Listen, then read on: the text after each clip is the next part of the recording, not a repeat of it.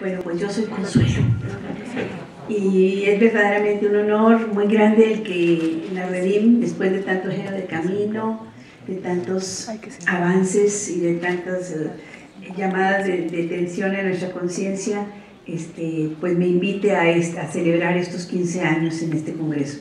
Pues bueno, Juan Martín, pues muchísimas gracias, a todo el equipo también muchas felicidades, y lo que se me ha pedido para participar el día de hoy es precisamente tocar el tema de alternativa ciudadana ante la violencia institucional y el crimen organizado en México. En concreto, que les comparta un poco la experiencia que hemos vivido en CADAC en el tema que desde el 2009 venimos trabajando acompañando a víctimas de personas, de familiares de personas desaparecidas.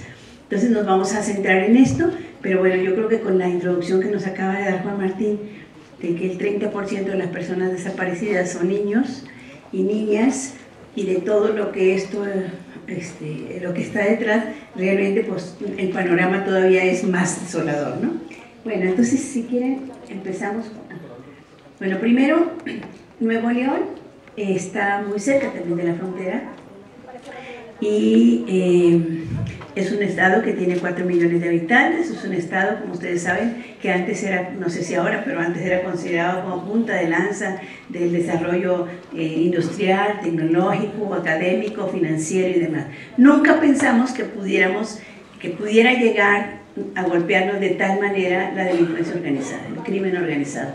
Y es a partir precisamente de lo que mencionaba Santiago Corcuera, del 2007, cuando los militares irrumpen las calles, el ámbito público, que empieza a subir todavía de una manera muy importante las violaciones a derechos humanos. Entonces, los peores años de violencia para Nuevo León son de 2010 a 2012.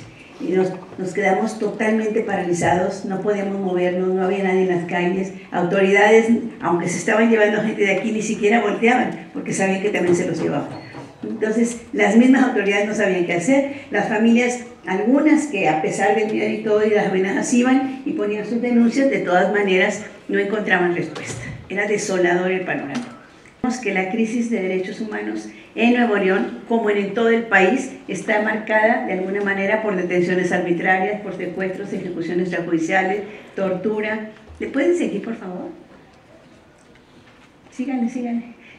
En desapariciones, no, hasta la militarización de la seguridad pública, que desgraciadamente llegó en un momento en donde los militares llegaron con el pretexto de brindar mayor seguridad, y lo que puso en mayor vulnerabilidad a la ciudadanía fue que a la mera hora los ciudadanos estábamos entre la delincuencia organizada y entre los militares. Entonces hubo un gran número de jóvenes, sobre todo jóvenes, que los militares se llevaron porque eran sospechosos, otras ejecuciones extrajudiciales irracionalmente totalmente, pero nos dejó desde ese momento, 2006-2007, situaciones que todavía la herida está abierta, ¿no? Está sangrando todavía. Bueno, el ECADAC, nuestra organización, Ciudadanos de Apoyo a Derechos Humanos, hemos recibido de 2009 a la fecha 1.329 denuncias de personas desaparecidas, solo en el estado de Nuevo León, de las cuales en Nuevo León son 987. De esos años, de esas denuncias, que las primeras denuncias fueron de puros policías, o sea, hacíamos 12 casos en 2009 recibimos de policías y en ese momento no logramos entender qué significaba ello. Y era que la delincuencia organizada, el narcotráfico estaba permeando todos los cuerpos policiales, y aquel que no se ajustaba, pues lo desaparecían. Bueno, de todas maneras, desde esa fecha a ahorita, de 2011, se han encontrado 152 personas, 67 con vida y 65 a través del ADN. Le digo esta cifra porque al final cierro con otra. Esto es de desaparecidos desde el año 2007 a la fecha, ¿verdad? 2009, registrados por nosotros en 2009, pero que fueron hechos sucedidos desde 2007. Ok, por favor, la siguiente. ¿Cuáles son las consecuencias de la desaparición? Ya Santiago decía qué es una desaparición, ¿no? Y como el chico de la universidad lo describía muy bien, ¿no? A final de cuentas, pues se llevaron a una persona, detenida legal o ilegalmente, y a la mera hora, pues nadie dice dónde está, cómo está. ¿Cuáles han sido las consecuencias de esto? Bueno, han sido muy dolorosas. ¿Por qué? Porque ha habido una criminalización sobre todo para las familias. ¿Qué quiere decir esto? Pues si se llevaron a tu hijo, seguramente andaba en malos pasos, ¿no? Entonces no sabemos si sí o si no, pero ya andaba en malos pasos. Y luego, ¿qué hicimos? La sociedad tenía tanto miedo de que si se llevaron al vecino, después nos llevaran a nosotros, que entonces se cerraron las posibilidades de solidaridad entre uno y otro. De tal manera que hubo barrios en clases medias, donde llegaba la delincuencia organizada con los ministeriales, se llevaban gente y les decían, no digas porque si no a tu próximo hijo me lo llevo. Y la gente, la vecina le hacía lo mismo y no decían. Y pasaron meses y no sabían los vecinos que les había pasado exactamente lo mismo. O sea, el pavor nos controló todo, ¿no? Bueno, entonces esta parte de la criminalización nos hizo decir, bueno, como que de alguna manera justificábamos, es que eran los malitos, es que se lo merecían, ¿no? Erróneamente, pero bueno, era esto. Una discriminación por parte de la sociedad. Pero cuando empezó a tocar a niveles de la sociedad de estratos más altos, pues empezaron a cuestionar también si realmente pues, que se lo habían llevado y no sabían ni por qué. ¿Qué es lo que pasa? Generalmente se llevaban a jóvenes que estaban en edad productiva y que a veces eran los que daban el aporte familiar más importante. Y esto hizo que cuando ya no estaban, pues entonces la carga ¿a quién le quedaba? Pues a la esposa o a las abuelas, y entonces tienen que trabajar mucho más para poder completar y poder apoyar esto. Hubo una gran deserción escolar porque ya no pudieron seguir pagando en las escuelas públicas, ¿no?, lo que les pedían. Hubo una depresión severa que me parece que todavía está presente en los corazones y en la sociedad en general. Y ahí hubo un fenómeno que a mí me parece muy importante, que es el sentimiento de culpa. O sea, nosotros trabajamos con los familiares y vemos que, sobre todo si es la pareja, primero empiezan a echarse la culpa. No fuiste tú, lo dejaste ir, no fuiste yo. Y luego la misma mamá se echa la culpa. O luego dice la sociedad es que no los educaron bien. A final de cuentas, siempre la culpa la tenemos. Y estos hechos de desaparición no se deben a ninguna culpa de nadie. O sea, se debe a una omisión del Estado que no nos ha brindado la seguridad suficiente para que la gente pueda transitar, sea buena o sea mala. Si alguien comete un delito, debe ser detenido y llevado ante la autoridad para que sea sancionado, pero no desaparecido, ¿no?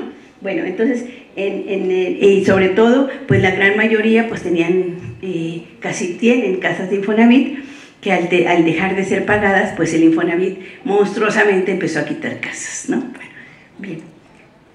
Entonces, ¿qué fue lo que hizo romper este individualismo, este miedo en un momento dado? No se ve muy bien. ¿Le podemos apagar aquí o no? No sé si puedo. Para que se... Ahí está, perfecto. Pues miren, el poeta medio loco, pero que movió a todo México, Javier Sicilia, a raíz de la primera desaparición, en ese momento de desaparición, hasta después supo de que había sido asesinado su hijo, inicia, como ustedes saben, sale a la calle indignado, dolido por la desaparición de su hijo, y empieza la caravana del consuelo. En Nuevo León la gente somos muy bien comportadas, bueno, hay excepciones como yo, pero la gente en general es muy bien comportada, de veras. Y entonces no sale a la calle, no dice nada contra la autoridad, todo ese tipo de cosas. Entonces era muy difícil en ese entorno de tanto miedo que las familias dijeran, yo busco a mi hijo desaparecido, porque le decían a la autoridad, mire, mejor déjela ahí porque si no le va a ir peor. Entonces ya no sabía la familia qué hacer. Pero cuando llega Javier Sicilia a medianoche del 11 de junio, y que escucha 3 o 4 testimonios, porque iba a haber 15 testimonios y a la mera hora por el miedo nada más 3 o 4 lo dijeron. Dice, si el problema es que no les escucha la Procuraduría, pues vamos a la Procuraduría. Pero iba Javier con más de 200 personas solidarias de Cuernavaca y de México y de otros estados que se fueron juntando en esta caravana del consuelo. Y yo dentro de mí decía, quiere hablar con el procurador, si no nos fuma. ¿Cómo? Pues saben que era medianoche, nos recibió. Nos recibió, iba Javier, iba Emilio Álvarez y Casa, iban las 4 representantes de las familias y unos cuantos del CADAC. Y le dijo Javier, lo único que quiero es que escuches a estas familias. Entonces las familias empezaron a decir por dónde estaban atravesando y la desolación en la que estaban, ¿no? El no saber qué pasaba con sus seres amados. Y la verdad, dijo el procurador, vamos a investigar. Vamos a investigar, pues bueno, yo dije, muy bien, ¿cuándo nos reunimos para la próxima reunión para checarlo? En un mes. Pues en un mes checamos, ya nos habían dado acceso a los expedientes, empezamos a verificar y empezamos a buscar. Y empezó él a permear esta indicación hacia los ministerios públicos, porque el Ministerio Público nunca atendía a la familia, era el secretario, el escribiente quien hacía las cosas, ¿no? Conforme pasó el tiempo, si quieren la siguiente, empezamos a ver que desde el trabajo que hacíamos con otros casos, tortura, ejecuciones extrajudiciales, lo teníamos que hacer con las familias desaparecidas e hicimos un grupo especial para ello. Y entonces, ¿qué hacíamos con ellos? Bueno, ahora se llama el plan para que ello suceda. Entonces empezamos en 2015, recibió 1.600